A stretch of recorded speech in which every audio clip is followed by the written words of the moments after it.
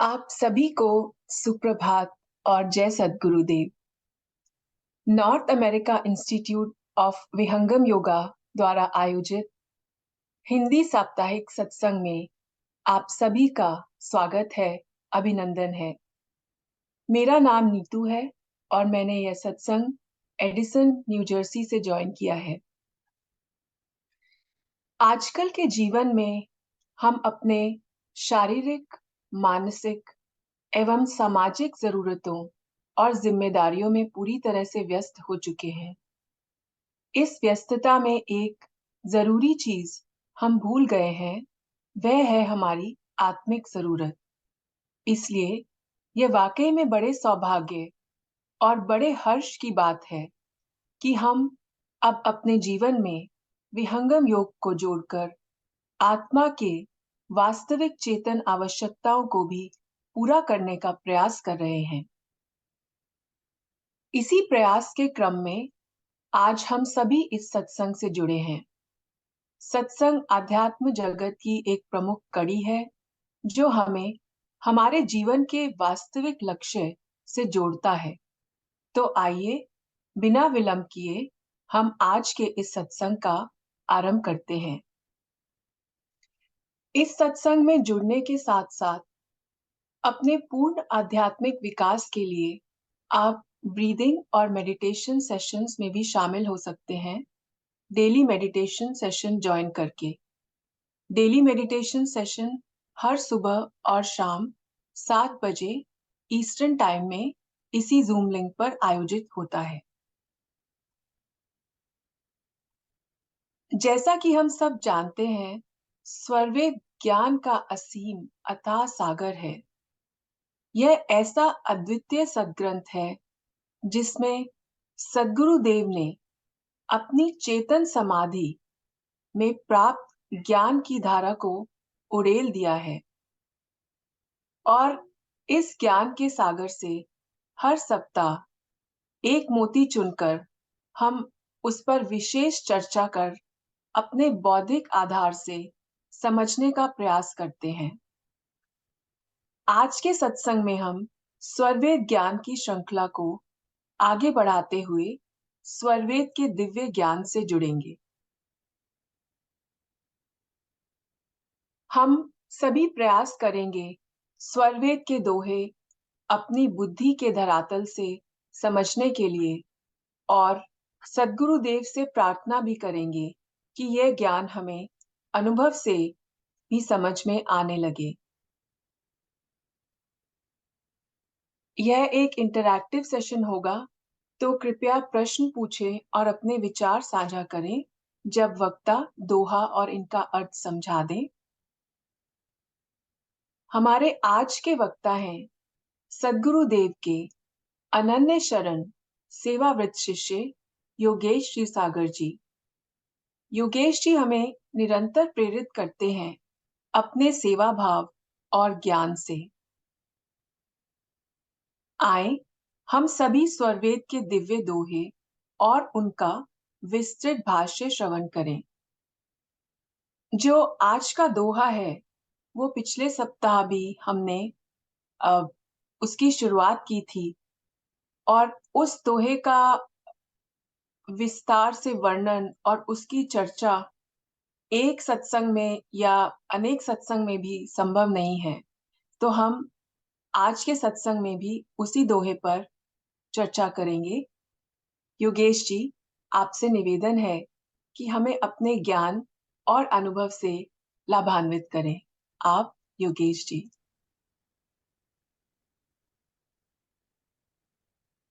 अखण्डमण्डलाकारम् व्याप्तं येन चराचरम् तत्पदं दर्शितं येन तस्मै श्रीगुरुवे नमः। मायालोक छुड़ाय कर चेतन लोक निवास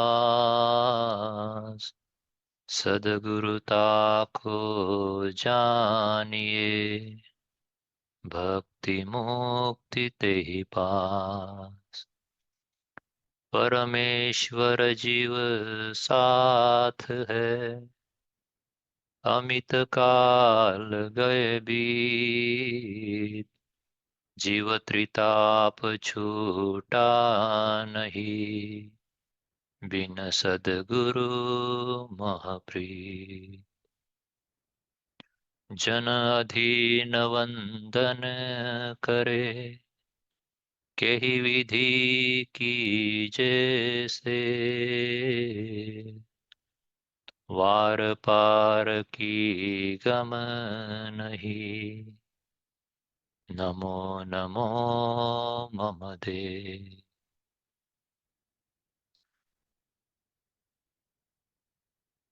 हम सबके तारनहार, बंदी छोर सद्गुरु भगवान की पावन चरण कमलों में कोटि कोटि वंदन। करुणामयी माता श्री संत प्रवर श्री विज्ञान देव जी महाराज एवं संत श्री नामदेव जी महाराज के चरणों में भी बारंबार वंदन नमन। आज इस साप्ताहिक सत्संग में उपस्थित सभी आदरणीय गुरु भाई एवं गुरु बहनों को मेरा सादर प्रणाम। जय सद्गुरुदेव। धन्यवाद नीतू जी, मुझे आज के सत्संग में अपनी वाणी की सेवा देने का अवसर प्रदान करने के लिए।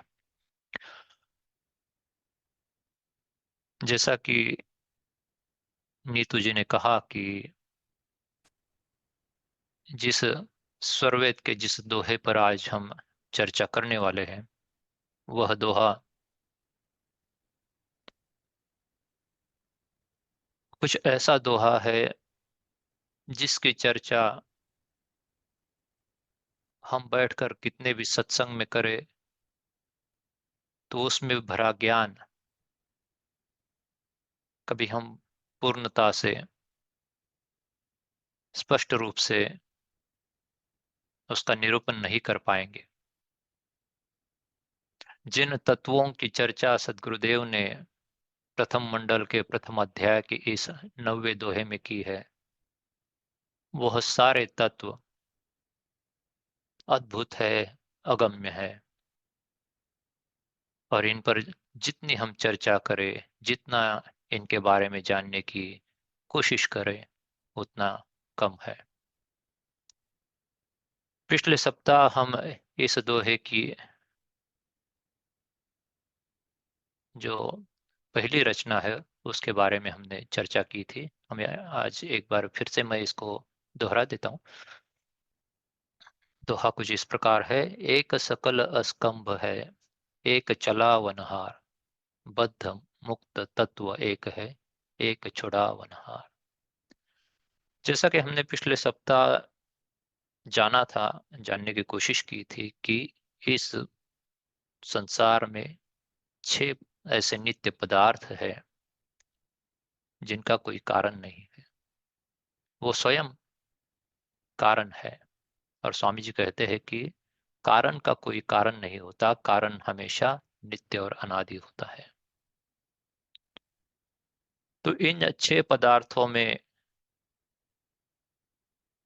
4 चेतन पदार्थ है, एक जड़ पदार्थ है, और एक जो है वो न चेतन है न जड़ पदार्थ है, जिसको काल कहा गया है, समय कहा गया है। जिस जड़ पदार्थ की हमने चर्चा की थी उसे मूल प्रकृति कहा जाता है, परमाणु भी उसको कहा जाता है। जो 4 चेतन पदार्थ बाकी है उसमें एक होता है स्कंभ, जिसको परम पुरुष, परमात्मा, परम अक्षर, सार शब्द, कषा, मायु, इस तरह से अनेक अलग अलग शब्दों में उसका वर्णन किया जाता है। वह परम पुरुष जो सबका आधार है, इसलिए उसको वेदों में स्कंभ कहा गया है। फिर अगला पदार्थ जिसकी हमने चर्चा की थी वो है अक्षर ब्रह्म, जिसको इस दोहे में चलावनहार कहा गया है, क्योंकि अक्षर ब्रह्म से ही इस प्रकृति में, मूल प्रकृति के परमाणुओं में गति होती है और सृष्टि का निर्माण होना शुरू होता है, सृष्टि चल पड़ती है। सृष्टि की उत्पत्ति, पालन और लय करने का कार्य अक्षर ब्रह्म की सत्ता के अंदर आता है। अक्षर ब्रह्म की सत्ता एक पाद प्रकृति में होती है।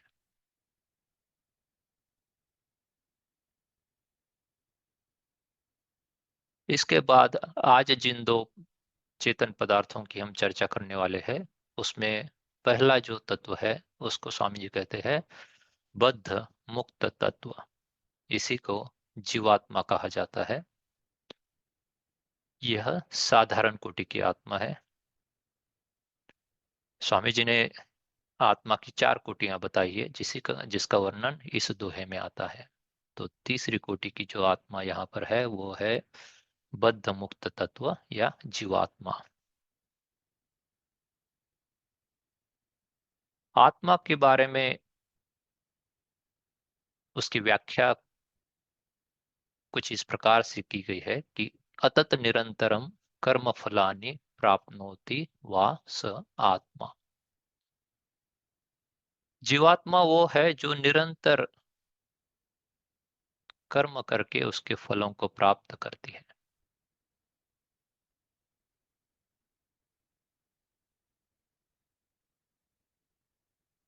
आत्मा जो है, क्योंकि वो चेतन पदार्थ है, उसके अपने गुण है।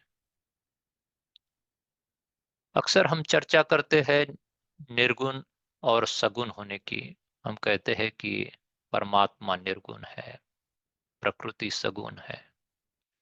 परंतु स्वामी जी कहते हैं कि कोई भी पदार्थ निर्गुण नहीं होता। हर पदार्थ के अपने गुण होते हैं। जब हम परमात्मा को निर्गुण कहते हैं, उसका अर्थ होता है कि वो प्रकृति के तीन गुण जो है सत्व रज और तमोगुण, उन तीन गुणों से परे होने के कारण उसे निर्गुण कहा जाता है। तो प्रकृति के गुणों से वो निर्गुण है, परंतु वह अपने गुणों से, जैसे कि उसका गुण है आनंद, उसका गुण है प्रकाश, उसका गुण है शब्द, तो वो अपने गुणों से सगुण है, परंतु प्रकृति के गुणों से वह क्या है, निर्गुण है। उसी प्रकार आत्मा जो है, जब यह आत्मा शुद्ध स्वरूप में होती है, मुक्त स्वरूप में होती है, तो उसके भी तीन चेतन गुण बतलाए गए हैं, जिनको हम कहते हैं कि इच्छा, ज्ञान एवं प्रयत्न। जब आत्मा का प्रकृति से संबंध नहीं रहता, वो प्रकृति पार होती है, वो परमात्मा की ही तीन पाद अमृत में मुक्त स्वरूप में आनंदमय होती है, तब आत्मा में ये तीन गुण, अपने स्वाभाविक गुण रहते हैं। परंतु यही आत्मा जब बद्ध हो जाती है, मतलब बंधन में आ जाती है, तब प्रकृति के त्रिगुण जो है सत्व रज तमो गुण, इन त्रिगुणों के कारण आत्मा के और आत्मा से और तीन गुण जो है वो जुड़ जाते हैं, जिसको न्याय दर्शन में भी महर्षि गौतम ने कहा है कि आत्मा के 6 गुण है, इच्छा ज्ञान प्रयत्न, और उसके साथ है दुख सुख और द्वेष। तो इस प्रकार से जब आत्मा बंधन में आती है, तो उसके साथ और तीन गुण जुड़ जाते हैं, दुख द्वेष और सुख। और आत्मा को बद्ध मुक्त तत्व क्यों कहा गया है? क्योंकि आत्मा और परमात्मा में यह फर्क है, या आत्मा और बाकी तीन आत्मा की जो कोटियां है, उनमें यह फर्क है कि आत्मा, जीवात्मा जो है, वह कभी बंधन में रहती है तो कभी मुक्ति में रहती है। ऐसा क्यों होता है? क्योंकि आत्मा के अंदर जो ज्ञान है, आत्मा को कहा गया है कि यह ज्ञानवान होती है, लेकिन कैसे होती है? अल्पज्ञ होती है। और परमात्मा जो होता है वह सर्वज्ञ होता है।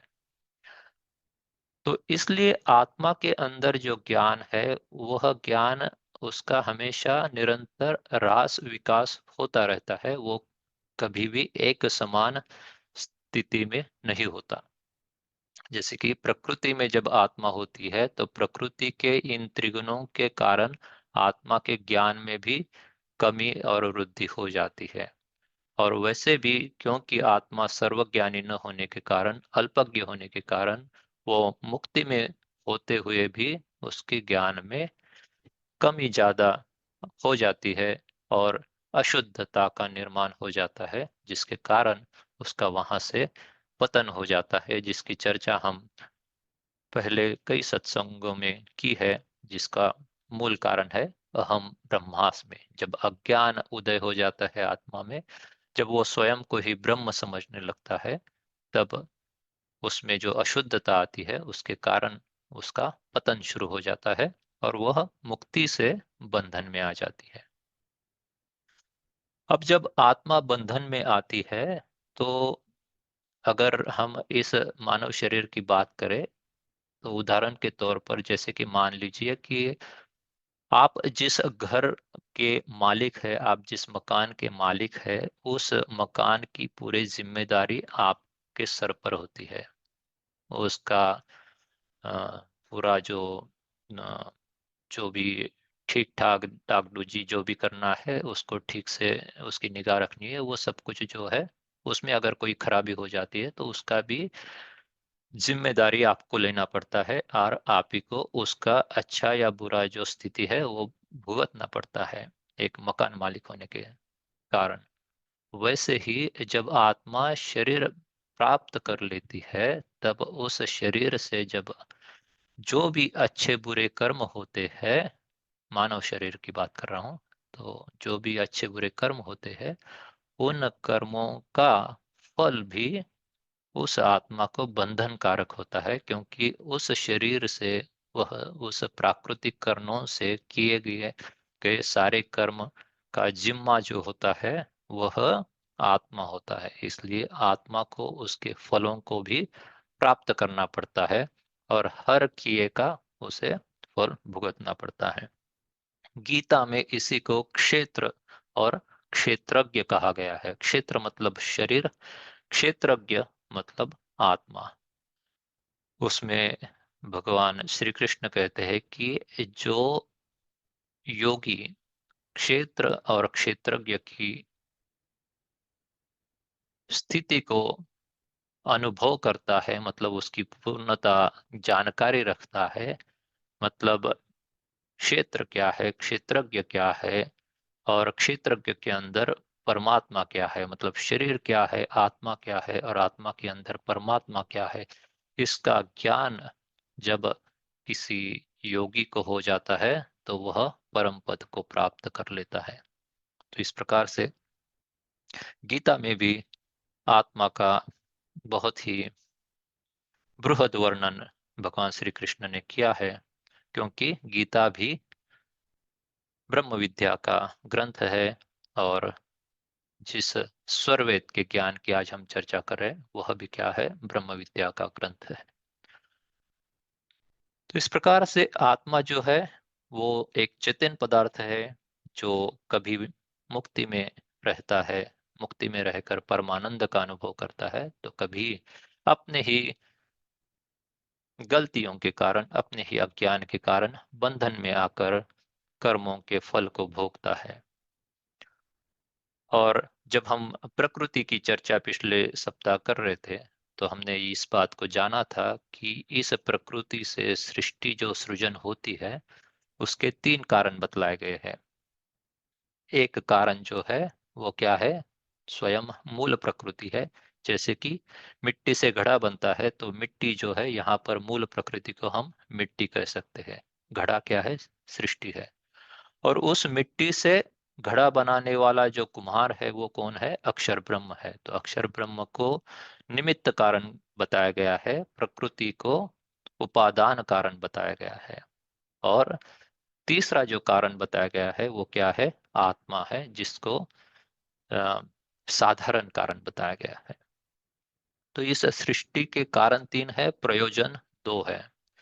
अब जिस आत्मा को मुक्ति से बंधन में आना पड़ता है अपने ही गलतियों के कारण, परमात्मा इतना दयालु है कि वह क्या करता है, इस बंधन में आए आत्मा को भी एक व्यवस्था उसने ऐसी निर्माण की है, जिसके कारण यह बंधन में जो आत्मा है वो अपने बंधन से मुक्त होने का प्रयत्न करे। क्योंकि आत्मा में क्या है, प्रयत्न जो है वो उसका स्वाभाविक मूल चेतन गुणधर्म है। तो आत्मा निरंतर प्रयास करती रहती है। जब मुक्ति में है तो प्रयास के कारण ही वो प्राकृतिक सुखों को प्राप्त करने के लिए प्रकृति में आती है, और प्रकृति के दुखों को जब भोगती है तो अनायास ही उसमें मुक्ति के संस्कार उभर कर आते हैं, और वो फिर एक बार प्रयत्नशील होती है और उस ज्ञान को प्राप्त करने की चेष्टा करती है। तो सृष्टि का सृजन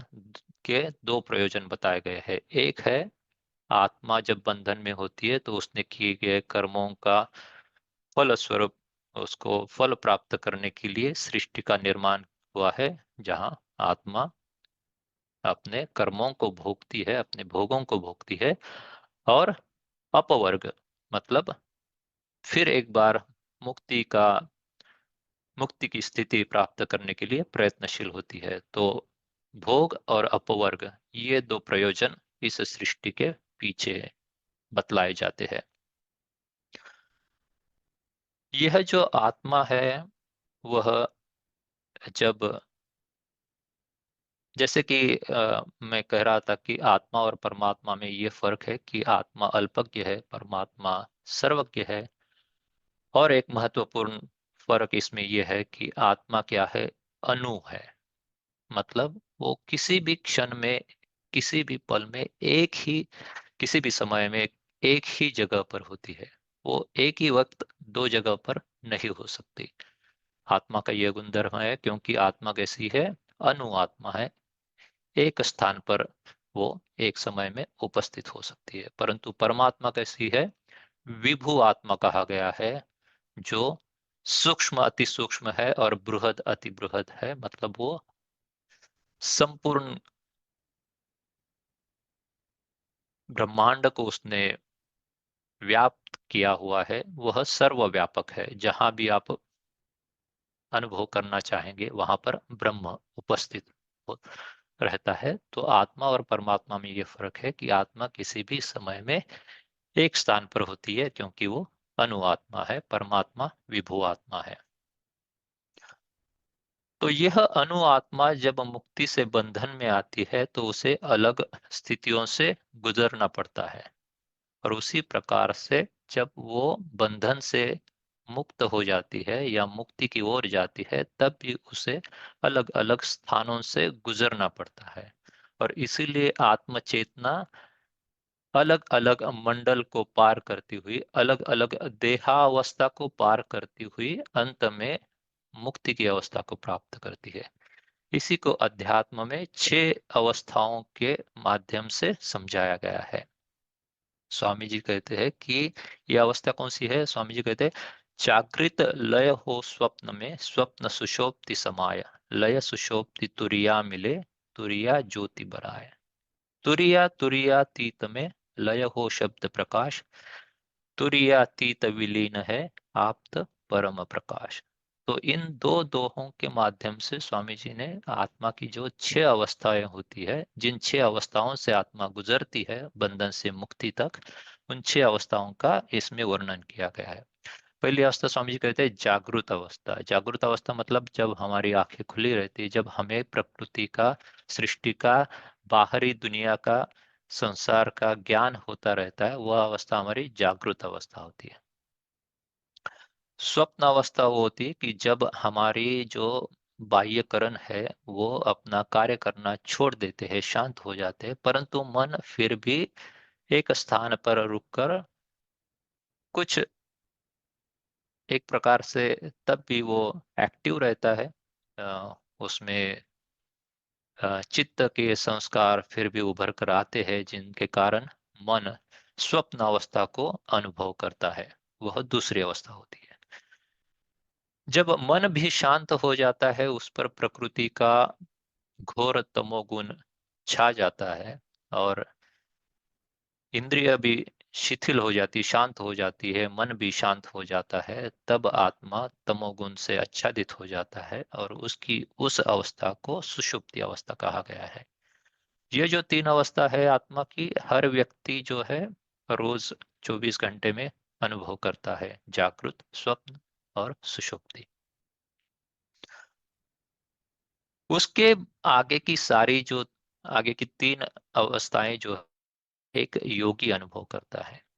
जब आत्म चेतना जो है वो प्रकृति को छोड़ने लगती है और उसमें आत्म प्रकाश या आत्मानुभूति होने लगती है, तो वह तुरीय अवस्था होती है। इसलिए स्वामी जी कहते हैं कि तुरीय ज्योति बराए। तो जहाँ आत्म ज्योति प्रकट हो जाती है तो वो तुरीय अवस्था होती है। तो आत्म साक्षात्कार की जो भूमि है उसे तुरीय अवस्था कहा जाता है।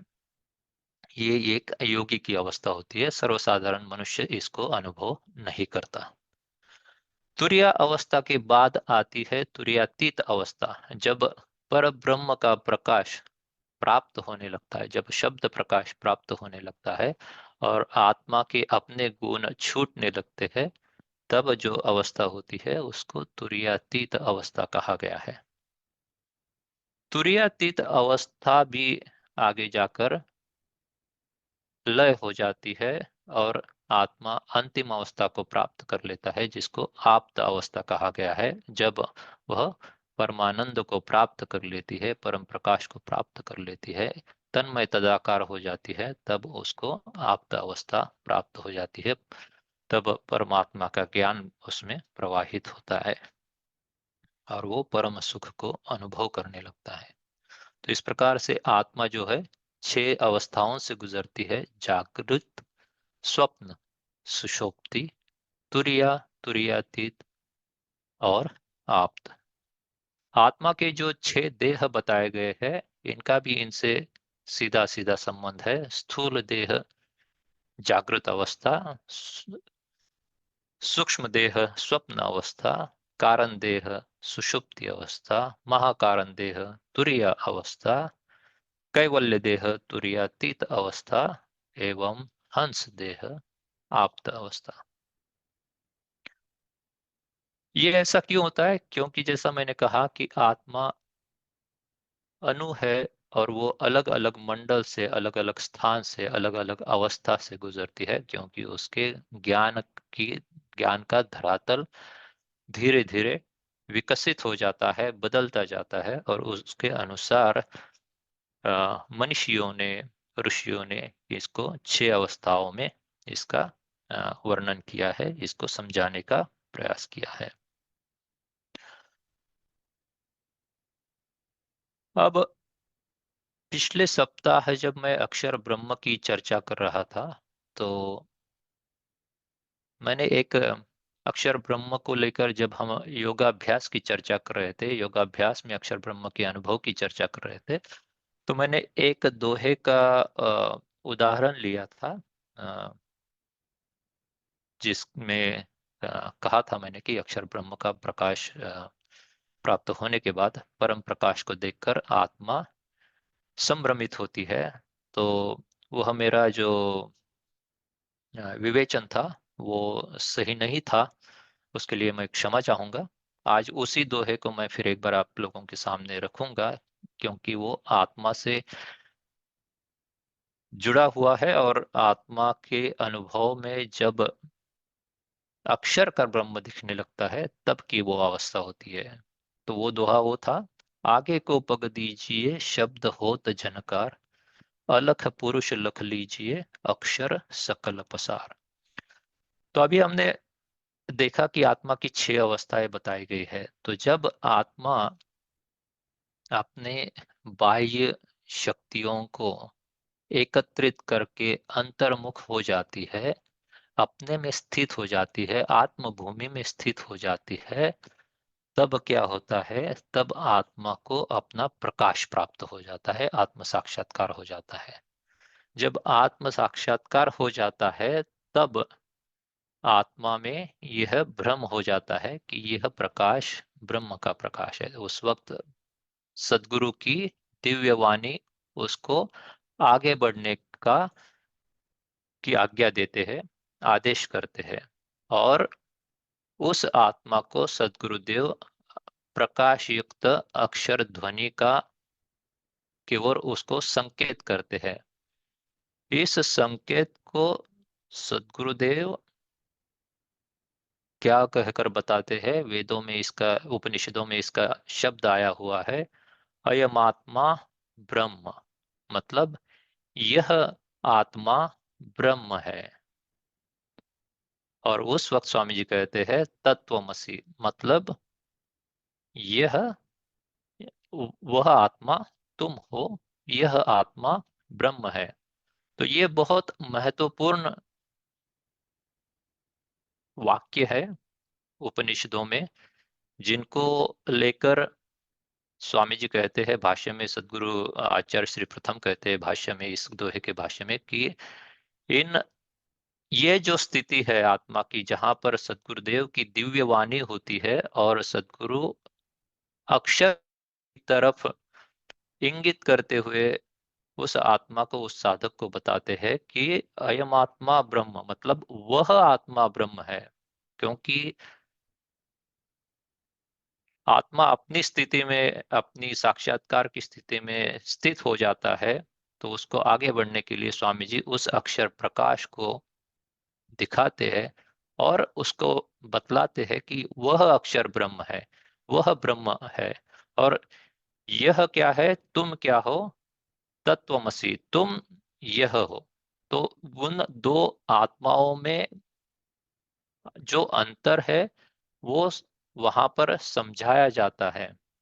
परंतु आज उसमें आचार्य श्री प्रथम जी कहते हैं कि इन दो वाक्यों को लेकर नवीन वेदांत में जो भ्रम निर्माण हुआ, और ब्रह्म ही आत्मा है और आत्मा ही ब्रह्म है, और आत्मा आगे जाकर ब्रह्म में विलीन हो जाता है, आत्मा ब्रह्म का ही स्वरूप है, ये जो भ्रम है वो पूर्णतः कैसा है, गलत है।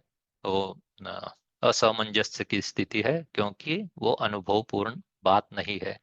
स्वामी जी कहते हैं ये जो अवस्था, ये जो दोहा है अध्यात्म में बहुत महत्वपूर्ण दोहा है, क्योंकि इस दोहे में सद्गुरुदेव की वाणी जो है वो आत्मा में प्रकट होती है, ये बताते हुए कि आगे जाकर तुम्हें अक्षर ब्रह्म का प्रकाश अनुभव करना है, अक्षर ब्रह्म को अनुभव करना है।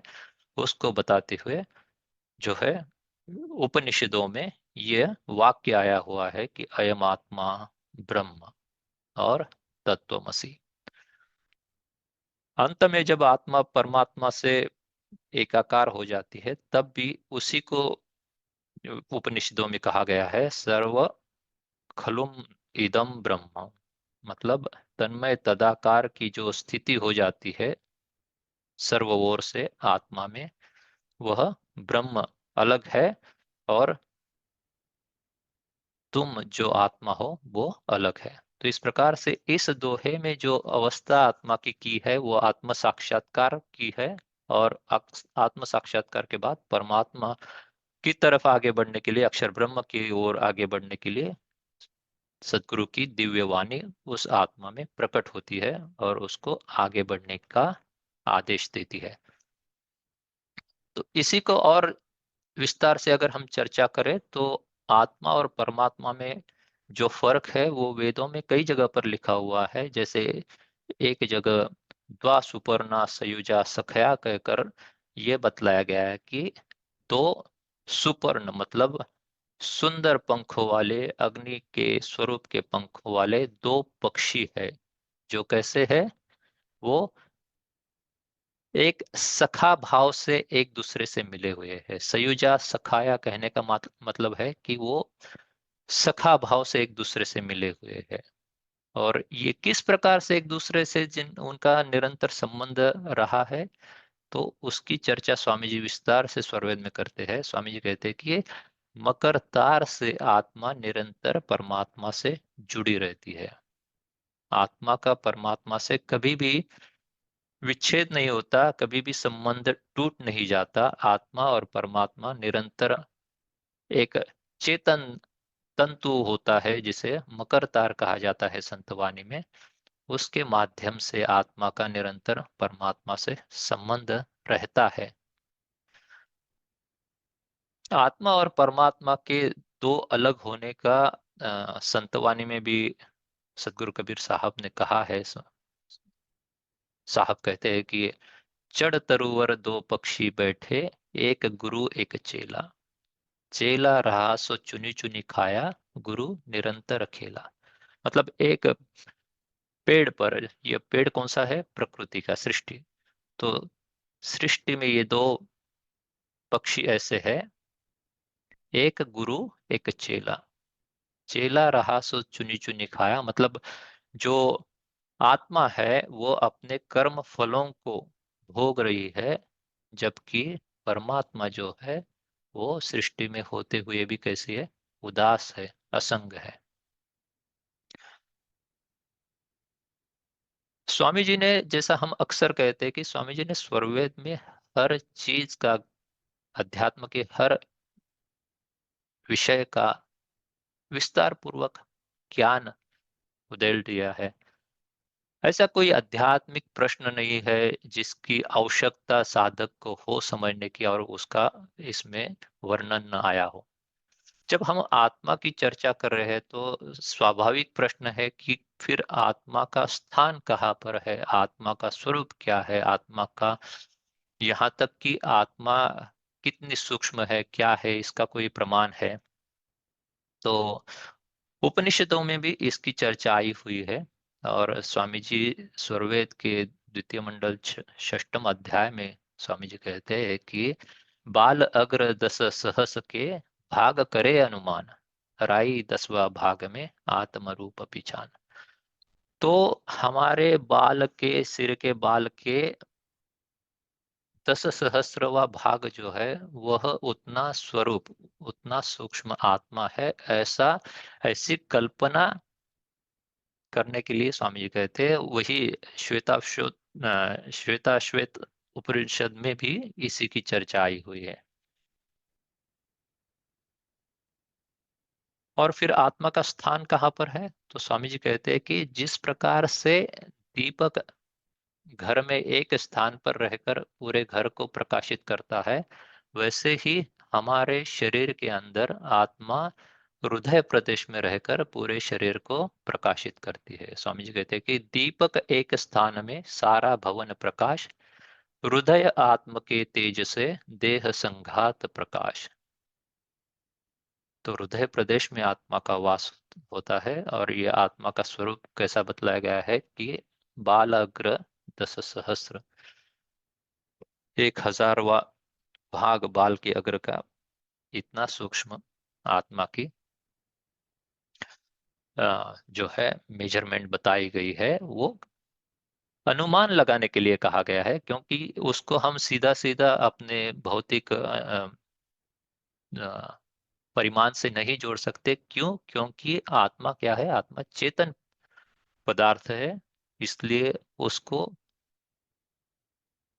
भौतिक किसी माध्यम से उसको समझा या देखा नहीं जा सकता। इसको अनुमान करने के लिए एक साधक को या एक जिज्ञासु को समझाने के लिए, कल्पना करने के लिए इसकी बात कही है। इसलिए स्वामी जी कहते हैं कि भाग करे अनुमान। और श्वेताश्वेत उपनिषद में भी इसको कल्पित, इस शब्द से बतलाया गया है। तो कल्पना करने के लिए कहा गया है। ऐसा नहीं है कि वो प्रमाण जो है वो भौतिक किसी प्रमाण से मिल, मतलब सीधा सीधा उसका संबंध हो।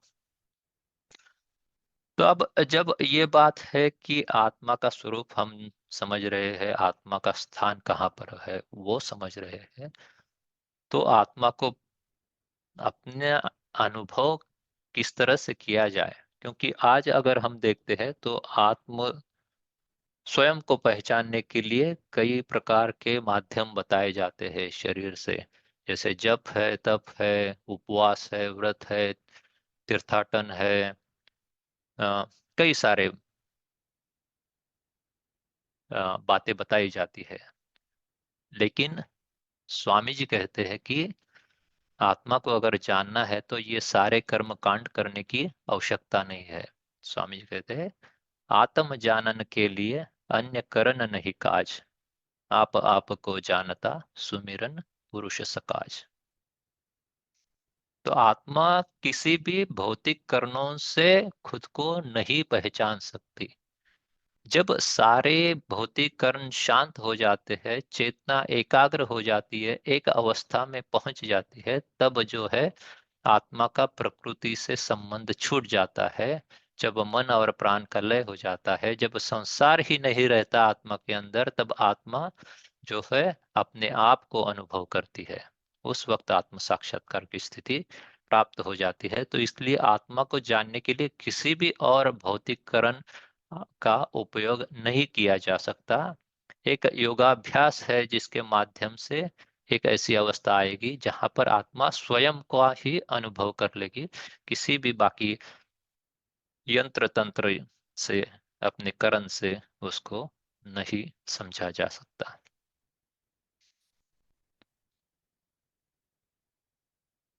जैसा स्वरवेद में केवल तत्वज्ञान नहीं बतलाया गया, बल्कि योग साधना में जो अनुभव होते हैं उनको भी बतलाया गया है, ताकि साधक स्वरवेद को पढ़कर फिर जब साधना में बैठता है और उसको किसी आध्यात्मिक स्थिति का अनुभव होता है, तो वह स्वरवेद के माध्यम से उसको समझे।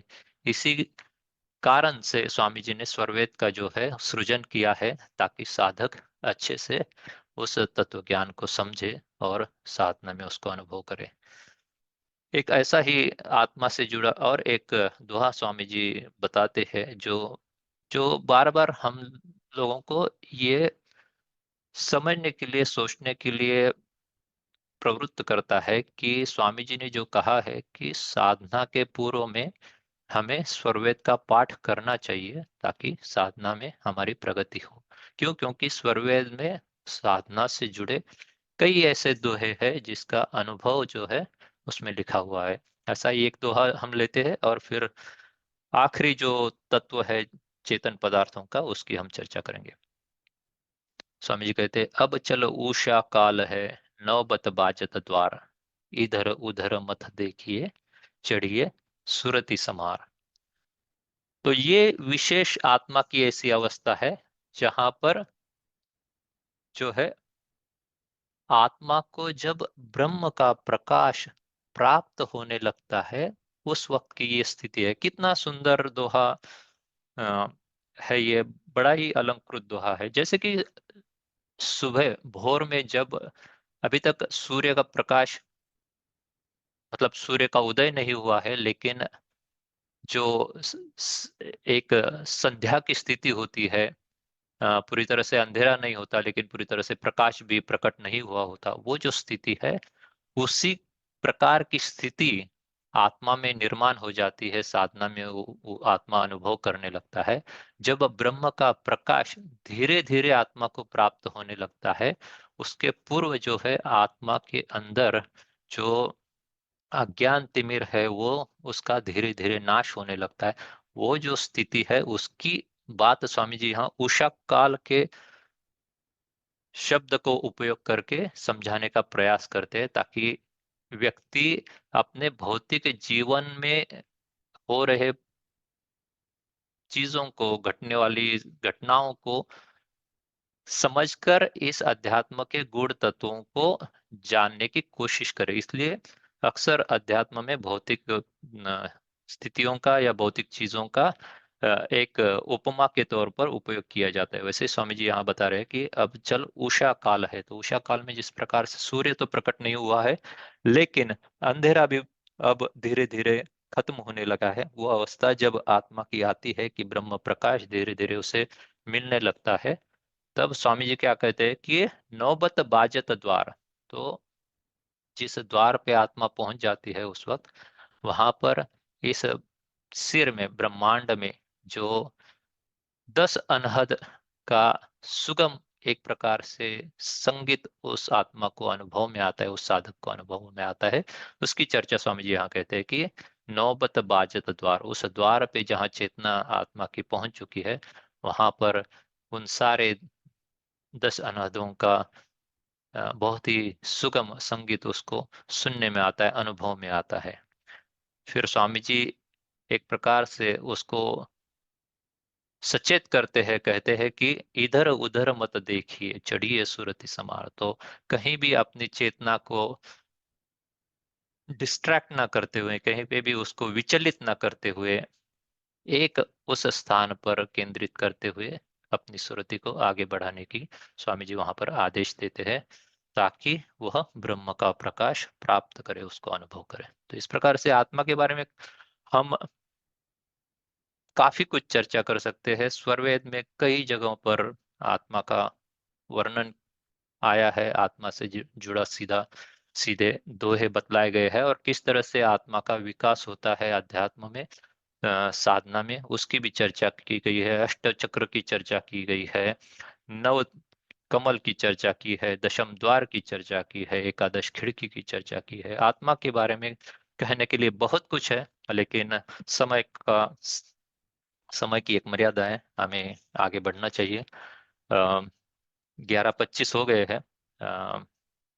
लेकिन एक संक्षिप्त में हम आखिरी तत्व को लेंगे, और क्योंकि वह भी इतना ही बृहद विषय है कि उसको भी कई हम सत्संगों में उसकी चर्चा कर सकते हैं। तो अभी शुरुआत करते हैं, और फिर और कुछ समय इस पर चर्चा करके हम फिर विराम की ओर बढ़ेंगे। आखिरी तत्व जो है, इसमें आखिरी दोहे, इस दोहे की आखिरी जो आधी लाइन है, उसमें कहा गया है एक छुड़ावनहार। हमने पहली लाइन में कहा कि एक चलावनहार, और दूसरी लाइन में कहा है कि एक छुड़ावनहार। तो चलावनहार कौन है? अक्षर ब्रह्म है। वो क्या करता है? चलावनहार क्यों कहा गया है? क्योंकि वो सृष्टि चल पड़ती है अक्षर ब्रह्म निमित्त कारण होने के कारण। उसी वनहार से छुड़ाने के लिए, उसी सृष्टि से आत्मा को, इस बद्ध मुक्त तत्व को छुड़ाने के लिए एक छुड़ावनहार होता है, एक बंदी छोर होता है। देखिए, परमात्मा की यही व्यवस्था है। परमात्मा के बारे में जब हमारी चर्चा हो रही थी पिछले सप्ताह, मैंने कहा था कि गति दे गति में है नहीं।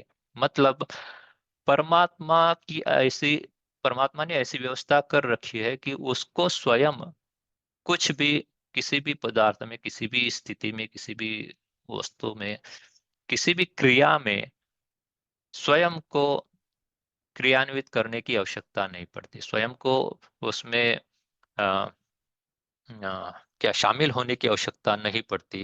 वह, उसकी व्यवस्था उसने स्वयं कर दी है। जैसे कि सृष्टि के निर्माण के लिए उसने अक्षर ब्रह्म के माध्यम से, वो जब उसका संकल्प होता है, तो अक्षर ब्रह्म 3 पाद अमृत से प्रकट होकर सृष्टि का निर्माण करता है, प्रकृति को लेकर। उसी तरह से यह जो बद्ध मुक्त तत्व है, इस बंधन में पड़े आत्मा को छुड़ाने के लिए वह अपना एक संदेशी दूत उसका है, जिसको हम कहते हैं नित्य अनादि सद्गुरु। उसी को बंदी छोर कहा गया है, उसी को यहाँ इस दोहे में छुड़ावनहार कहा गया है। तो यह जो नित्य अनादि सद्गुरु तत्व है, यह जो परमात्मा का संदेशी दूत है, इसका कार्य क्या है? इसका कार्य ही वही है कि ब्रह्म से जो ज्ञान प्रकट हुआ है, जिसको ब्रह्मजा कहते हैं, जिसको ब्रह्म ज्ञान कहते हैं, उस ब्रह्मजा को, उस ब्रह्म ज्ञान को सृष्टि जब प्रकट होती है, तो सृष्टि में उस ज्ञान को प्रचारित करने के लिए, प्रसारित करने के लिए, इन भवतपित बंधन में पड़े आत्माओं को मुक्त करने के लिए नित्य अनादि सद्गुरु हर युग में आते हैं और आत्माओं को उपदेश करते हैं। अधिकारी आत्मा जो होती है, उनको उपदेश करते हैं। आप कहेंगे कि ये तत्व जो है केवल विहंगम योग की सिद्धांत में आता है, या विहंगम योग संस्थान या विहंगम योग के आचार्य ही इसके बारे में कहते हैं। ऐसा नहीं है। मैं उन व्यक्तियों की बात करता हूँ जो शायद नए हो, जिनको इसके बारे में पूरी तरह से इस तत्व के बारे में जानकारी ना हो। नित्य अनादि सद्गुरु को अध्यात्म क्षेत्र का सूर्य कहा गया है, और वो कैसा है? शुद्ध बुद्ध और मुक्त स्वरूप है। इस तत्व की चर्चा केवल विहंगम योग में नहीं है, क्योंकि विहंगम योग ब्रह्म विद्या का ज्ञान है। तो पुरातन काल में जब ब्रह्म विद्या का ही प्रचार प्रसार होता था, ऐसे कई जगहों पर आपको इस छुड़ावनहार का संदर्भ दिखाई देगा, मिलेगा। जैसे कि अथर्ववेद में कहा गया है कि अंति संतम न जहातंति संतम न पश्यति, देवस्य पश्य काव्यम न ममार न जुर्यति। तो एक ऐसा संत है, संत शब्द सबसे पहले वेदों में ही आया हुआ है। और किस संत की वो बात करते हैं? इसी नित्य अनादि सद्गुरु की बात करते हैं, जिसके बारे में, जिसके स्वरूप के बारे में, जिसके अस्तित्व के बारे में अथर्ववेद में कहा गया है कि ऐसा एक संत है जो सामने होते हुए भी आपको दिखाई नहीं पड़ता। वो क्या है? न कभी मृत्यु को प्राप्त करता है, न कभी बूढ़ा होता है। इसी के बारे में ये ऋग्वेद में कहा गया है, त्वाम दुतम अग्ने अमृतम युगे युगे। तो एक अग्नि का मतलब परमात्मा को अग्नि स्वरूप कहा गया है, क्योंकि परमात्मा कैसा है? प्रकाश स्वरूप है।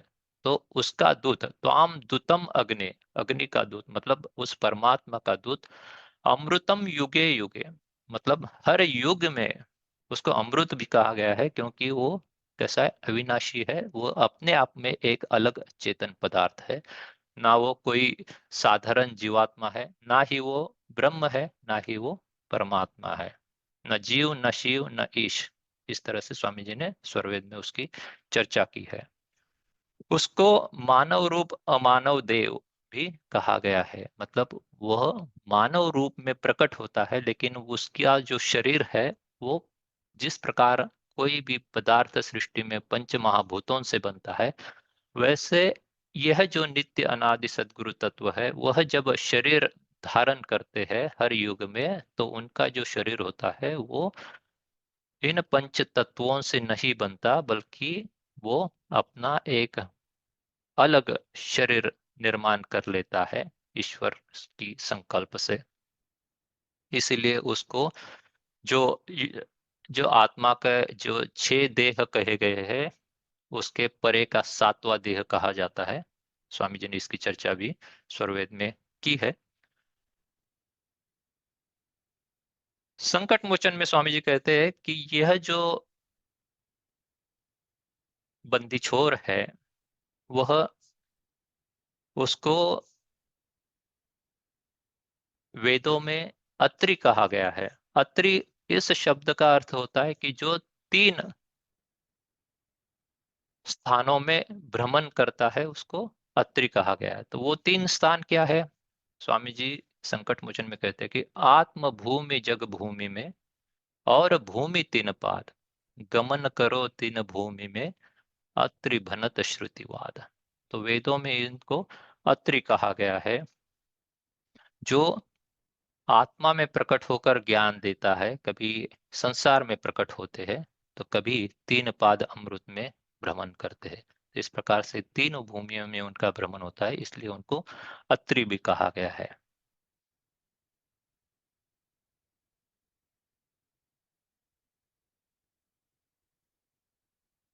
तो ये जो तत्व है, जैसा मैंने कहा कि उनको अलग अलग नाम से वेदों में, उपनिषदों में,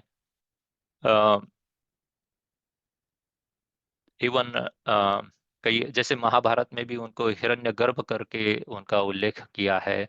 याज्ञवल्क्य स्मृति में भी उनको हिरण्यगर्भ की अ, बात से उनको कहा गया है। तो इनफैक्ट याज्ञवल्क्य स्मृति में कहा गया है कि हिरण्यगर्भो योगस्य वक्ता नान्यम पुरातना। मतलब वह क्या है? वो वक्ता मतलब वो उपदेशक है। किस चीज का? योग का। योग को किसने प्रकट किया है? तो उस नित्य अनादि सदगुरु ने प्रकट किया हुआ है। उसको हिरण्यगर्भ करके इसमें कहा गया है। वो कैसा है? नान्या पुरातना। तो मतलब वो पुरातन है, वो सनातन है, वो अनादि है। स्वामी जी भी स्वरवेद में कहते हैं कि संत ज्योति अज अत्रिय ज्ञानी सुकृत देव हिरण्य गर्भ कहता ही को ऋषि मुनि जाको सेव। तो ये ऐसा तत्व है, ये ऐसा चेतन पदार्थ है कि इसकी सेवा हर ऋषि मुनि देव महात्मा यक्ष किन्नर अ, मनुष्य हर कोई इनकी सेवा करता है। क्यों? क्योंकि ये आते किस लिए है, इनका आने का प्रयोजन क्या होता है? जैसा मैंने कहा कि परमात्मा ने हर व्यवस्था, हर चीज की व्यवस्था की है ताकि आत्मा जो बंधन में है वो मुक्ति में फिर एक बार जाए। क्योंकि परमात्मा कैसा है? दयालु है। परमात्मा सुखमय है, उसमें किसी भी प्रकार का दुख शामिल नहीं है। तो वो न्यायाधीश जो है, वो दयालु परमात्मा उस भवतपित जीव को मुक्त कराने के लिए अपने संदेशी दूत के माध्यम से उस आत्मा के अंदर ज्ञान प्रकाशित करता है। तो उस ज्ञान को आत्मा में प्रकाशित करने के लिए ही, ब्रह्म विद्या का प्रचार प्रसार करने के लिए ही नित्य अनादि सद्गुरु स्वयं हर युग में प्रकट होते हैं। जैसे उनको सुकृतदेव सतयुग में कहा गया है, फिर उनको त्रेता युग में करुणामय और द्वापर युग में मुनिंद्र के नाम से वो प्रकट हुए थे। वही इस कलयुग में उनको कबीर के नाम से हम सब जानते हैं। सतगुरु कबीर साहब के नाम से हम उनको जानते हैं। तो जब आप कबीर वाणी, कबीर दोहे अगर शुद्ध रूप में उनको पढ़ेंगे, स्वामी जी का जो बीजक भाष्य है जिसमें कबीर साहब के सारे दोहों का अ, साखी का शब्द का संकलन है, उसका भाष्य जब पढ़ेंगे तो आपको स्पष्ट रूप से पता चलेगा कि सदगुरु कबीर साहब की जो वाणी है वही वेद की वाणी है। इसीलिए स्वामी जी अक्सर कहते हैं कि वेद वाणी और संत वाणी में कोई फर्क नहीं है, वो दोनों एक ही है। क्योंकि दोनों जो है वो ब्रह्म विद्या का ही ज्ञान प्रकट करती है। तो इस नित्य अनादि सदगुरु मानव रूप में आकर ब्रह्म विद्या का प्रचार प्रसार करते हैं। परंतु जब वो मानव रूप में नहीं होते और ऐसे समय, ऐसी स्थिति निर्माण होती है कि अब ब्रह्म विद्या का प्रचार प्रसार होना चाहिए, तो वो अपने शिष्यों के माध्यम से इस संसार में ब्रह्म विद्या का ज्ञान प्रकट करते हैं। तो उनके शिष्य किनको कहा जाता है? तो सदगुरु के चार जो है भेद बताए गए हैं। एक जो है जिनको परम गुरु हम कहते हैं वो नित्य अनादि सदगुरु, और फिर आते हैं स्वयं सिद्ध सदगुरु, अभ्यास सिद्ध सदगुरु और परंपरा सदगुरु। तो स्वयं सिद्ध सदगुरु वो होते हैं जो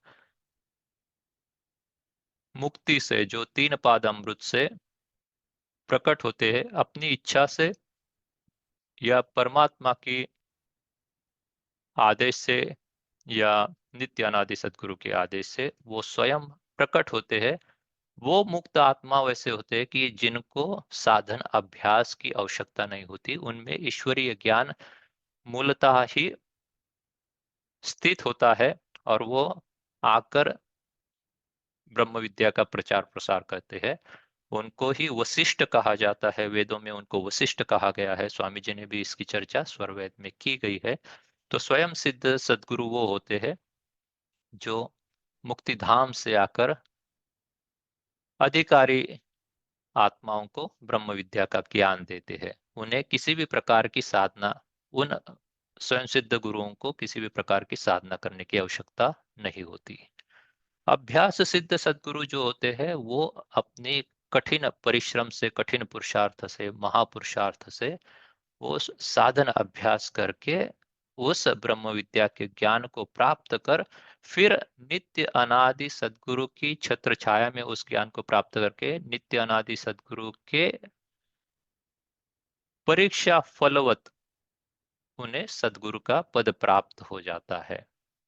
जिस प्रकार से हमारे परम वंदनीय महर्षि सदगुरु सदाफल देव जी महाराज है, अगर हम उनकी जीवनी देखें, उनका जीवन चरित्र देखें, तो उन्होंने अपने जीवन में कठोर परिश्रम करके 17 वर्ष की कठोर साधना करके इस ब्रह्म विद्या को फिर एक बार प्राप्त किया। और उनकी अवस्था, उनकी शुद्धता, उनकी स्थिति या उनकी अनुकूलता देखकर नित्य अनादि सद्गुरुदेव ने उन्हें सद्गुरु का पद दिया। स्वामी जी इसके बारे में कहते हैं कि अजय सुकृत दर्शन नहीं हो या परीक्षा नाही, वह सदगुरु पद है नहीं, व्यर्थ गुरु जग माहे। तो जग में आज अनगिनत गुरु उपस्थित है, लेकिन सदगुरु जो तत्व है, उस सदगुरु की जो धार है, जो ब्रह्म विद्या का ही प्रचार प्रसार करते हैं, वह सदगुरु कौन बनाता है? तो नित्य अनादि सदगुरु ही किसी आत्मा को सदगुरु बनाते हैं। और उस आत्मा को यूं ही सदगुरु नहीं बनाया जाता, बल्कि उसे दर्शन देकर उसकी परीक्षा की जाती है। और जब परीक्षा में वह आत्मा उत्तीर्ण होती है, तब उसे सदगुरु पद प्राप्त होता है। सदगुरु पद क्या है? मिलना अति कठिन है। लाखों करोड़ों मुक्त आत्माओं में एक ऐसा नित्य अनादि सदगुरु का शिष्य होता है जो सदगुरु पद को प्राप्त करने के लायक होता है। स्वामी जी कहते हैं, अज गुरु की छाया पड़े सदगुरु पद अधिकार, विद्या पढ़े गुरु नहीं बने महा कठिन व्यवहार। ये व्यवहार कैसा है? ये सदगुरु पद को प्राप्त करना कैसा है? महा कठिन है। केवल विद्या प्राप्त करने से आप वेदों को कंठस्थ कर लिया, गीता रामायण उपनिषद सबको कंठस्थ कर लिया, उसका व्याकरण पढ़ के समझकर अगर किसी आध्यात्मिक सदग्रंथ का सृजन भी किया या उनकी श्रुतियों का भी आपने निरूपण किया, तो इसका अर्थ ये नहीं है कि आप सदगुरु पद के लायक है। सदगुरु का पद कब मिलता है? जब अजगुरु की छाया पड़ती है। मतलब जब अजगुरु, जब नित्य अनादि सदगुरु की छत्र छाया में जब कोई आत्मा इस ज्ञान को प्राप्त कर लेती है, तब और परीक्षा, महाकठिन परीक्षा प्राप्त उत्तीर्ण करने के बाद उस सदगुरु पद को वो अधिकारी बन जाता है। आखिरी का जो सदगुरु की जो कोटि है, वो है परंपरा सदगुरु। परंपरा सदगुरु वो होते हैं जो अभ्यास सिद्ध सदगुरु के जो शिष्य होते हैं, जो अधिकारी होते हैं, जिनमें वह क्षमता होती है कि वो नित्य अनादि सदगुरु का ज्ञान जो है, वो जो ईश्वरीय धारा है, वो अपने आत्मा में संभाल पाए, उसको संजोग सके। उनकी भी उसी तरह से कठिन परीक्षा होती है। तब वह जो अवस्था होती है आत्मा की, उस आत्मा को फिर अभ्यास सिद्ध सदगुरु परंपरा गुरु के रूप में सदगुरु पद पर नियुक्त करते हैं। जैसे कि वर्तमान आचार्य श्री द्वितीय आचार्य, द्वितीय सदगुरु आचार्य श्री स्वतंत्र देव जी महाराज है, वो भी परंपरा सदगुरु है। क्योंकि उनको वही, उनमें भी वही नित्य अनादि सदगुरु की ईश्वरीय धार प्रवाहित है, जो सदगुरु सदाफल देव जी महाराज में थी,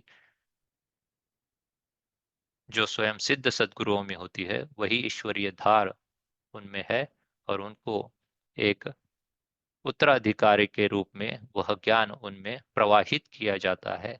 और जब उनकी परीक्षा होती है, जब नित्य अनादि सदगुरु का उन्हें दर्शन प्राप्त होके, फिर उन्हें सदगुरु पद को प्राप्त सदगुरु पद को बहाल किया जाता है। तो इस प्रकार से ये समझना अत्यंत आवश्यक है कि सदगुरु जो तत्व होता है, वो नित्य अनादि होता है। वह परमात्मा का ही ज्ञान होता है, परमात्मा का ही स्वरूप होता है। जो हम कहते हैं कि गुरु क्या है? गुरु परमात्मा स्वरूप मानते हैं। क्यों? क्योंकि जिस गुरु की हम उस वक्त बात करते हैं, वो और कोई साधारण गुरु नहीं होते, बल्कि वो नित्य अनादि सदगुरु या उनके शिष्य स्वयं सिद्ध सदगुरु, अभ्यास सिद्ध सदगुरु या परंपरा सदगुरु में से एक होते हैं।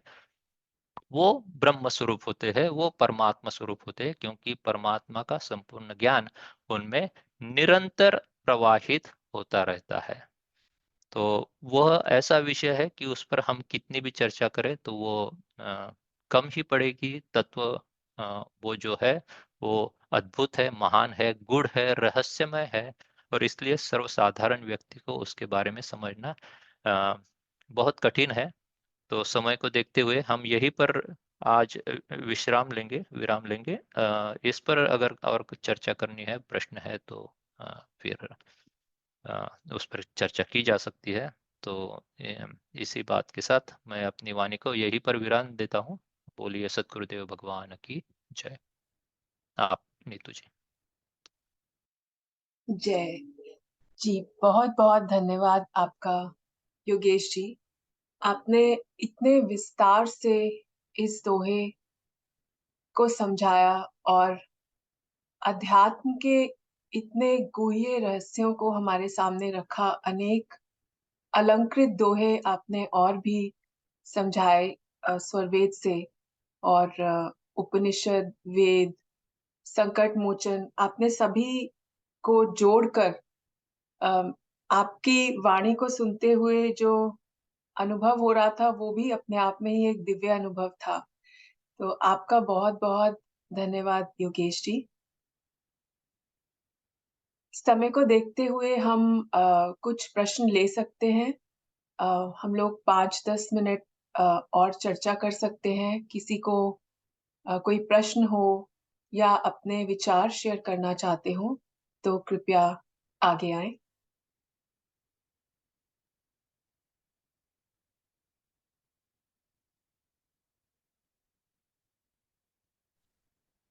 जय सदगुरुदेव।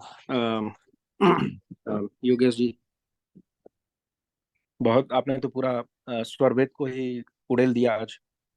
बिल्कुल बढ़िया रिफ्रेशर मिल गया। सो बहुत बहुत धन्यवाद उसके लिए। एक जिज्ञासा ये था कि अभी मैं गुरु जी का मैं भाष्य पढ़ रहा था, ये भगवत गीता, भगवत गीता का और भी भाष्य पढ़ा हूँ पहले। और यहाँ पर पहली बार स्वामी जी ने अ, अपने भगवान कृष्ण तत्व के बारे में अ, बताया है। और उन्होंने उनको सदगुरु का दर्जा दिया है। अब ये नहीं बताया है कि नित्यानंद हैं या स्वयं सिद्ध है, इन दोनों में से कोई एक होंगे। पर जब हम ग्रंथों का पढ़ते हैं, श्रीमद् भागवतम या आदि जो ग्रंथ है, वहां पर ये बताया जाता है कि वो जो अवतार थे वो जन्म नहीं लिए थे।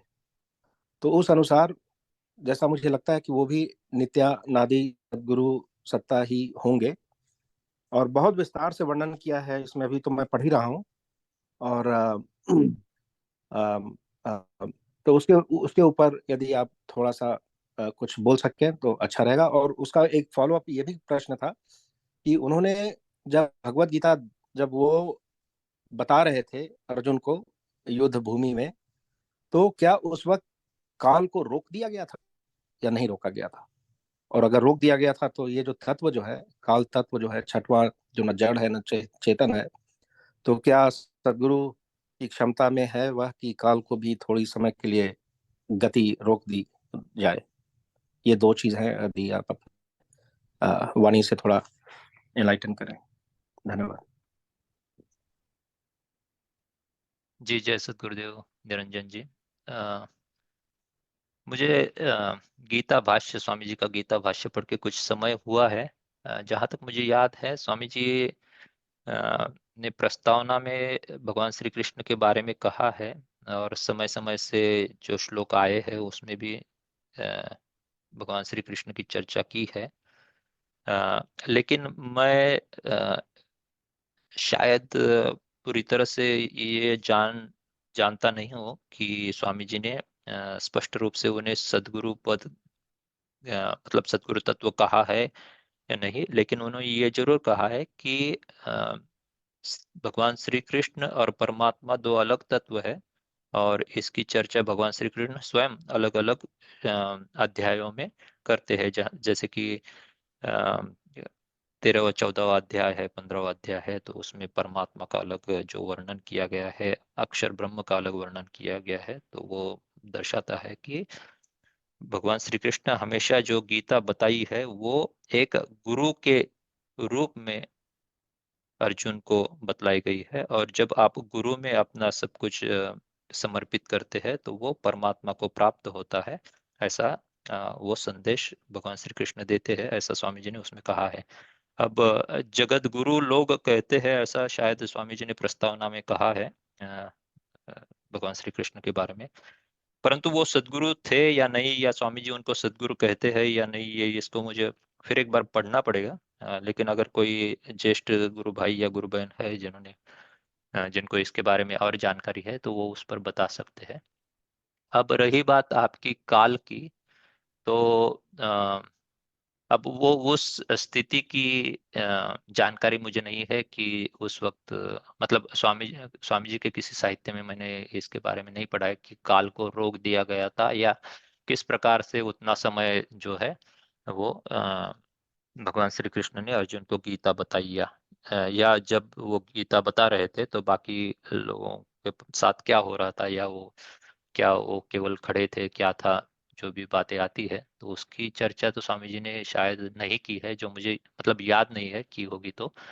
परंतु मुझे आप जब बता रहे थे ये काल को क्या रोक सकते हैं क्या, तो मैं सद्गुरु या विहंगम योग के सिद्धांत से ये कह सकता हूँ कि सद्गुरु में क्षमता होती है, क्योंकि सद्गुरु क्या होता है, काल के परे होता है। सद्गुरु की जो अ, निवास स्थान बतलाया गया है वो कहाँ है, काल अकाल या काल दयाल मध्य गुरुवासा, ऐसा स्वामी जी कहते हैं। मतलब काल जो एक पाद सृष्टि है जहाँ काल का अस्तित्व है, सत्ता है, और वो दया मतलब दयाल मतलब परमात्मा, उन दोनों का जो संधि स्थान है वहां पर नित्य अनादि सदगुरु का या सदगुरु का जो है स्थान होता है। तो सदगुरु का काल पर पूर्ण जो है वो अधिकार होता है। अगर जरूरत पड़ने पर वो काल को भी रोक सकते हैं। अ, ऐसी एक मुझे वो संस्मरण याद नहीं है, लेकिन कुछ लोगों के साथ गुजरात में ऐसा हुआ था जब वो गुजरात से राजस्थान जा रहे थे। तो एक व्यक्ति का मृत्यु समय आया था। अगर वो उस समय पर, अगर उस जगह पर वो उस जो ड्राइव करने वाला जो ड्राइवर था उस कार ट्रक या कार जो इसमें जा रहे थे वो लोग, वो अगर उस समय पर पहुंच जाता तो वो रोड एक्सीडेंट में उसकी मृत्यु हो सकती थी, और भयानक वहां पर रोड एक्सीडेंट होने वाला था। लेकिन स्वामी जी ने 15-20 मिनट तक उसको मतलब काल को रोक कर इन लोगों को जो है वो एक जगह पर रुकवाया। और वो जो संस्मरण है मुझे पूरी तरह से याद नहीं, इसलिए मैं नहीं बता पाऊंगा। लेकिन और भी कई सारे शिष्यों के साथ बड़े स्वामी जी के समय में भी ऐसा हुआ है कि जहाँ पर काल को जो है जरूरत पड़ने पर, देखिए ये बात समझना बहुत जरूरी है कि सदगुरुदेव जब भी कभी प्रकृति के किसी अ, स्थिति को बदलते हैं, रोकते हैं, काल को रोकते हैं, तो वो एक अति विशिष्ट अवस्था में ही वो करते हैं। अन्यथा हर एक जो है अपनी व्यवस्था होती है, इसलिए स्वामी जी कभी ऐसा अनावश्यक तौर पर नहीं करते। जब अति आवश्यकता उनको लगती है तभी वो करते होंगे, ऐसा मेरा मानना है। लेकिन सदगुरु में ये क्षमता जरूर होती है कि वो काल को भी रोक सकते हैं, बदल सकते हैं। अ, भगवान श्री कृष्ण के बारे में मुझे पूरी जानकारी नहीं है, तो उनके बारे में किसी प्रकार से कुछ कहना मेरे लिए सही नहीं होगा। I would probably not be able to justify. तो उस पर मैं बाकी ज्येष्ठ साधक साधिकाओं को कहूंगा कि वो अपने विचार रखें। अ, और आपके जय प्रश्नों के लिए सद धन्यवाद। जय सद्गुरुदेव। मैंने पढ़ा है। मेरा नाम रश्मि है। मैंने पढ़ा था कि सद्गुरु जो है वो 20 कला विभूषित है और श्री कृष्ण जो है वो 16 कला विभूषित है। तो वो कला सद्गुरु में ज्यादा होती है, तो इसलिए इतना पता है। पर कितने सारे कला है वो तो मुझे उतना ज्ञान नहीं है, बट ये चीज का डिफरेंस है।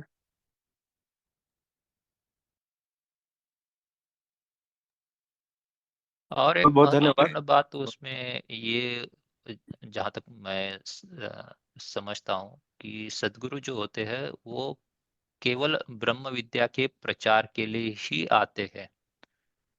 मैंने एक ज्येष्ठ साधक से भी इसके बारे में जब चर्चा की थी तो उनका ये कहना था कि सद्गुरु जो होते हैं वो आते ही ब्रह्म विद्या का प्रचार प्रसार करने, वो आते ही जो जीव बंधन में है, जो अधिकारी है, विशेष अधिकारी है, उन जीवों को ब्रह्म विद्या का ज्ञान देकर मुक्ति धाम पहुंचाने के लिए वो आते हैं। तो उनका आजीवन जो कार्य होता है वो ब्रह्म विद्या का ही। और जब मैं इसको देखता हूँ वर्तमान आचार्य श्री या विहंगम योग के तीनों आचार्य जो है, उनकी अगर मैं जीवनी को देखता हूँ तो वो भी साबित होता है कि सद्गुरु केवल और केवल ब्रह्म विद्या के प्रचार के लिए ही आते हैं। तो इसलिए भी मुझे लगता है कि उसमें फर्क है। जी जी बहुत बहुत धन्यवाद। एक्चुअली जय मैं इनका सद्गुरुदेव। जय जी सद्गुरुदेव। जय जी हेलो। बोले। सद्गुरुदेव। जी जय बोलिए। मैं अलका इलाहाबाद से बोल रही हूँ। जी स्वामी जी कभी भी ये नहीं लिखे हैं कि श्री कृष्ण सद्गुरु थे। वो सद्गुरु कभी से नहीं थे। सद्गुरु हर काल में सिर्फ एक होते हैं। और श्री कृष्ण भगवान को हर जगह स्वामी जी योगी राज श्री कृष्ण, आप बहुत जगह पढ़ेंगे तो योगी राज श्री कृष्ण कह के चर्चा करते हैं। जैसे त्रेता युग में वशिष्ठ थे सदगुरु, द्वापर युग में जो कृष्ण थे, श्री कृष्ण के गुरु संदीपन जो थे वो सदगुरु थे, न कि श्री कृष्ण भगवान सदगुरु कभी नहीं थे। और एक गुरु बहन ने जो कहा कि 20 कला और 16 कला, वो सचमुच है, वो सही है। कृष्ण भगवान में 16 कला ही था और 20 कला पूर्ण सदगुरु में ही होता है और किसी में नहीं होता है। तो सदगुरु की जो श्रेणी चली आती है वो श्री कृष्ण के जो गुरु थे वो सदगुरु थे, न कि श्री कृष्ण भगवान गुरु थे। और जो गीता का उपदेश हुआ है महाभारत काल में वो सिर्फ 45 मिनट का उपदेश हुआ है। जो श्री कृष्ण अर्जुन को दिए हैं उसका टाइमिंग जो था सिर्फ 45 मिनट में वो उपदेश दिए हैं।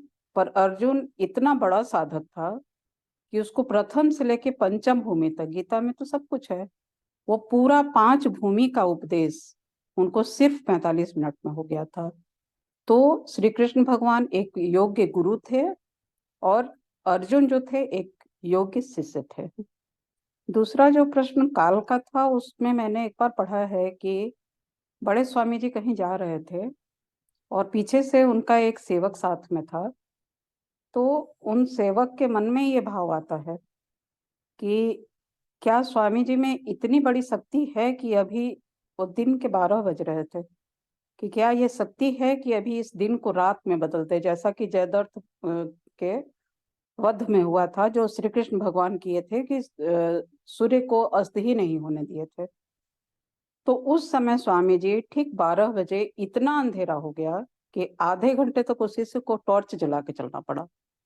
तो सदगुरु में ये शक्ति होती है, सदगुरु काल को कभी भी कहीं भी बदल सकते हैं, उसमें कोई डाउट ही नहीं है। मैंने जो भी अध्ययन किया है उसमें मुझे यही निचोड़ मिला है। ठीक है, अगर कुछ गलती होगी तो क्षमा करेंगे। जय सद्गुरुदेव। जी बहुत बहुत धन्यवाद अलका जी। और इसीलिए जो है सदगुरु जी ने जो है ये जो भाष्य जो है भगवत गीता का बहुत सुंदर तरीके से वर्णन किया हुआ है। और मैं एक्चुअली अभी खोल करके देख रहा हूँ चैप्टर 11 5वां दोहा जो है वहां पर अंग्रेजी में इसका वो किया है। As already stated before, Sri Krishna has been the spiritual master, the emissary of the supreme soul of his period. Such great souls, rather than being ordinary human beings, are the Sadguru, the manifest form of the supreme soul. They hold a position higher than the saints, sages, and yogis because through their preaching, they create upteen rishis, sages, and great souls. Therefore, there is no position in this world superior to the position of the Sadguru. और उसके बाद जो है chapter 13 में कई श्लोक हैं जहां पर बहुत विस्तार से वर्णन किया है। और प्रीफेस में भी सदगुरु ने पहले उन्होंने ये लिखा है कि काफी लोगों को हो सकता है आस्था पे थोड़ा लगेगा कि पर ये परमात्मा का अवतार, स्वयं परमात्मा तो नहीं आते हैं, पर भगवान कृष्ण जो है वो उनको इस तरह से वर्णन किए हैं कि इस तरह से वो एमिसरी ऑफ परमात्मा आते हैं जैसे, तो उनको सदगुरु ही बता दिए हैं लग रहा है। तो मैं पढ़ रहा था, तो इस चीज से लगता है कि इस चीज का हमें थोड़ा और बढ़िया से समझना होगा। और चूंकि सारे पुराणों और ग्रंथों और श्रीमद् भागवतम में ये बताया गया है कि वो जो है माँ की कोख से जन्म नहीं लिए थे, वो प्रकट हुए थे। तो उसके अनुसार ये भी लगता है कि ये नित्यानादि सदगुरु की प्रॉपर्टी लगती है। और तो ये सब चीजें हैं, और हमें इन पे तर्क वितर्क तो नहीं करना चाहिए, पर ये सब अनुभव की चीज है और हर चीज समझा भी नहीं जा सकता है, जैसा मेरा अंडरस्टैंडिंग है। तो हमें जो है इसी तरह से मानना होगा, और हमें जो है आस्था, क्योंकि ये सब चीज जब समझते हैं तो हमारी श्रद्धा, हमारी जो भक्ति जो है वो और दृढ़ होती चली जाती है। तब हम जो है ईश्वर को ही हम अपने सदगुरु को साक्षात रूप में देखना शुरू कर देते हैं।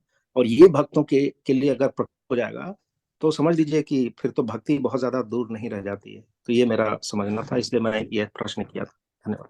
यदि और किसी गुरु भाई गुरु बहन को कुछ कहना तो बोल सकते हैं। जी बहुत बहुत मेरा एक धन्यवाद निरंजन जी। शिखा जी आप बोलिए। जी मेरा एक फॉलो अप क्वेश्चन था। अलका जी ने जो अभी एक संस्मरण सुनाया कि एक शिष्य के लिए वो जो काल की गति को स्वामी जी बदलते हैं, सदगुरु बदलते हैं, तो ये जो दिन में रात हो गया और उसको आधे घंटे टॉर्च लेके चलने की जरूरत पड़ी, तो जब ऐसा होता है तो क्या वो एक शिष्य का एक्सपीरियंस होता है या वर्ल्ड में जितने लोग होते हैं उनके लिए वो एक्सपीरियंस होता है कि दिन के टाइम पे रात हो गया? नहीं नहीं नहीं, वो सिर्फ एक शिष्य के लिए होता है, मेरा जो समझना है। Just okay.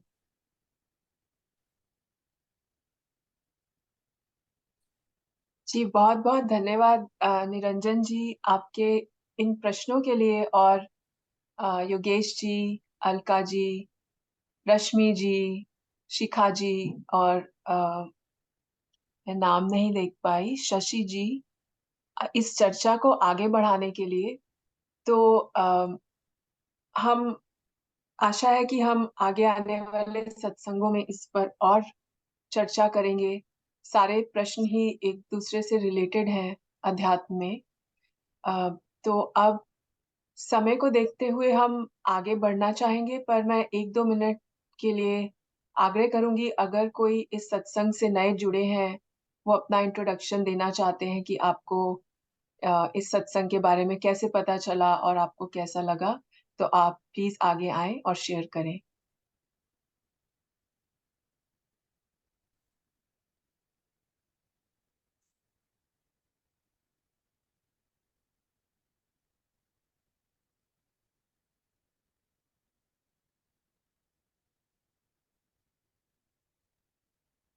तो एक मैं चैट में देख रही हूँ, उत्कर्ष जी का एक मैसेज आया है कि could someone please share a clear copy of the Hindi book 20 कला संपन्न विभूषित सदगुरु। तो इस पर कोई और इंफॉर्मेशन दे सकते हैं कि उत्कर्ष जी कैसे इस बुक का एक्सेस ले सकते हैं, कहाँ पर उपलब्ध है ये बुक?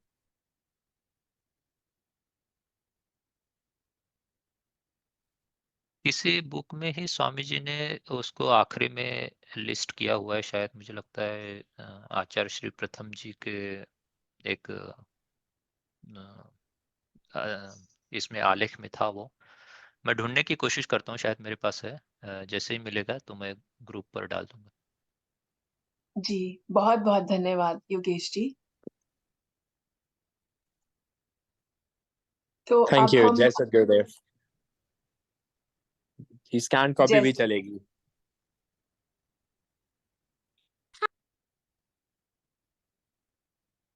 जी योगेश जी ने बोला है कि जब उन्हें मिल जाएगा तो वे ग्रुप पे डाल देंगे। तो धन्यवाद योगेश जी, उत्कर्ष जी। अब हम सत्संग के अगले पड़ाव की तरफ चलते हैं।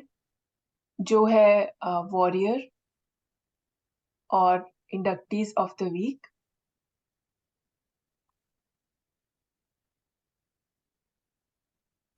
हम सभी ये जानते हैं कि ध्यान करने का सबसे अच्छा समय ब्रह्म मुहूर्त 3 बजे से 5 बजे के बीच होता है, लेकिन हम में से ज्यादातर लोग ऐसा करने में असफल रहते हैं। इसे प्रोत्साहित करने के लिए नेवी ने इस कार्यक्रम की शुरुआत की, जहां प्रतिभागी ब्रह्म मुहूर्त वॉरियर नामक व्हाट्सएप ग्रुप में शामिल होते हैं। प्रत्येक प्रतिभागी स्वयं ब्रह्म मुहूर्त ध्यान का अभ्यास करते हैं। शामिल होने के लिए कोई सत्र नहीं है। जब वे ध्यान कर लेते हैं तो ग्रुप पर अपना स्टेटस डन के रूप में भेज देते हैं। यदि आप व्हाट्सएप ग्रुप में शामिल होने के इच्छुक हैं तो कृपया हमें बताएं और हम आपको ऐड कर सकते हैं। तो हमारी टीम हर सप्ताह व्हाट्सएप ग्रुप में, जो ब्रह्म मुहूर्त वॉरियर ग्रुप है, उसमें देखती है कि किन लोगों ने साधना की है, और फिर ये रिपोर्ट प्रिपेयर होती है।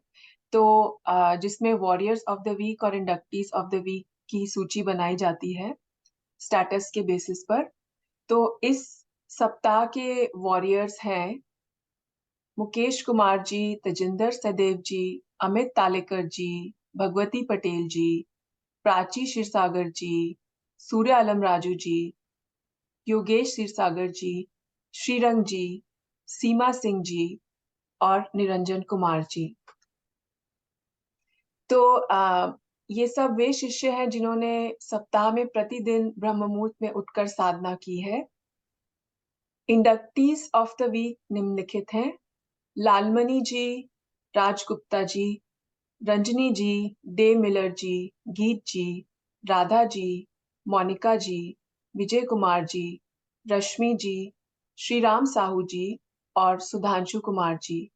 इंडक्टीज ऑफ द वीक वे शिष्य हैं जिन्होंने सप्ताह में कम से कम एक दिन साधना की है। हम इनका नाम निरंतर देखते रहते हैं, तो ऐसा हो जाता है कि कभी 1-2 दिन नहीं कर पाए हों। तो आप सभी वॉरियर्स और इंडक्टीज को हमारी तरफ से बहुत बहुत बधाई और आपका बहुत आभार, और सद्गुरु देव से यही प्रार्थना है कि ऐसे ही आप इस अमूल्य समय का सदुपयोग करते रहें और हमें निरंतर प्रेरित करते रहें।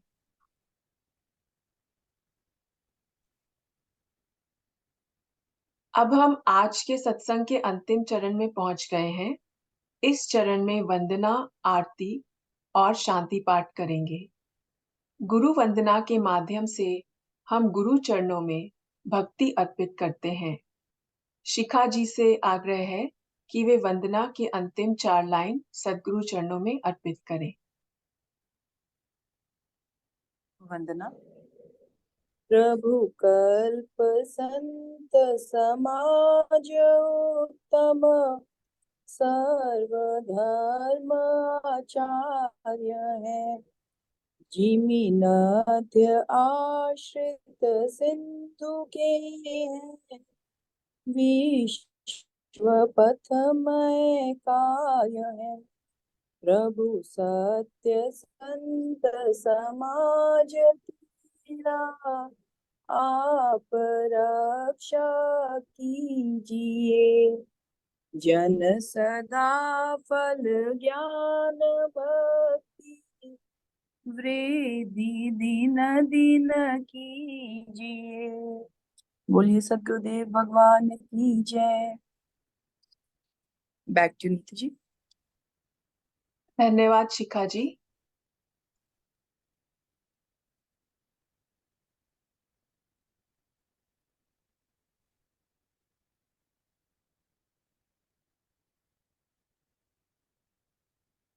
आरती। आरती के माध्यम से हम संशय को दूर करने की मांग करते हैं और सद्गुरु चरणों में अपने आप को समर्पित करते हैं। शिखा जी से आग्रह है कि वे आरती की संक्षिप्त प्रार्थना रखें सद्गुरु चरणों में, और आप सभी से प्रार्थना है कि अपने अपने स्थान पर खड़े हो जाएं आरती के लिए। आप शिखा जी। गुरु मूर्ति गति चंद्रमा, सेवक नयन चकोर, पलक पलक निरखत रहे गुरुमूर्ति की ओर। श्वेत श्वेतमय श्वेत है, श्वेत श्वेतमय श्वेत, तीन पाद अमृत भरा, श्वेत महानद श्वेत।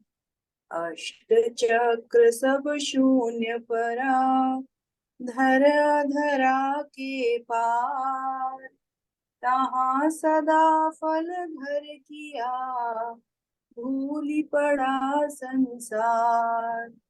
प्रेम से बोलिए सद्गुरुदेव भगवान की जय। जय। अब सभी लोग अपने अपने स्थान पर वापस बैठ जाएं शांति पाठ के लिए।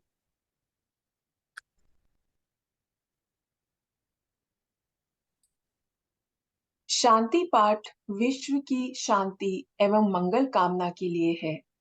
शिखा जी से पुनः निवेदन है कि वे अंतिम 4 लाइन से शांति पाठ करें। आप शिखा जी। हे प्रभु शांति स्वरूप हो, शांति शांति मैं शांति, शांति शांति जन शांति हो, पूर्ण शांति मैं शांति।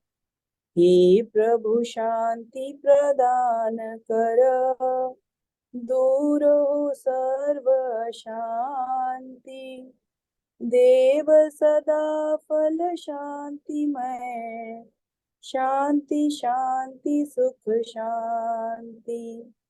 प्रेम से बोलिए सद्गुरुदेव भगवान की जय। बैक टू नीतू जी। धन्यवाद शिखा जी। आपने बड़ी ही सुंदर भावपूर्ण वाणी से वंदना, आरती एवं शांति पाठ से सत्संग को समापन की ओर ले गए। आपका बहुत बहुत आभार। आप सभी की सेवा से आज का यह सत्संग सफल हुआ।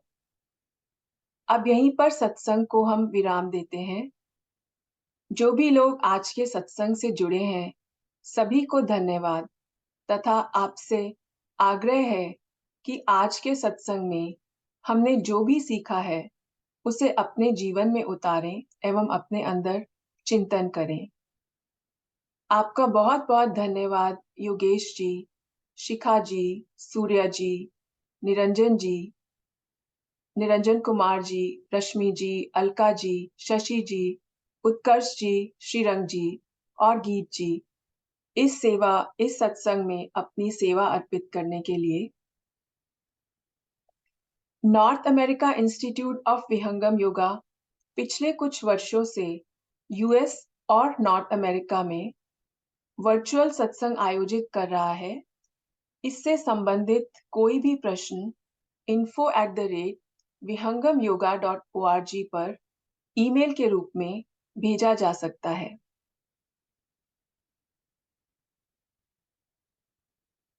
अगले सप्ताह फिर मिलेंगे इसी समय इसी जूम मीटिंग पर हिंदी साप्ताहिक सत्संग के लिए। मैं ईश्वर से प्रार्थना करती हूँ कि आपका दिन मंगलमय हो और जीवन में खुशियां आए। आप सभी को जय सद्गुरुदेव। जय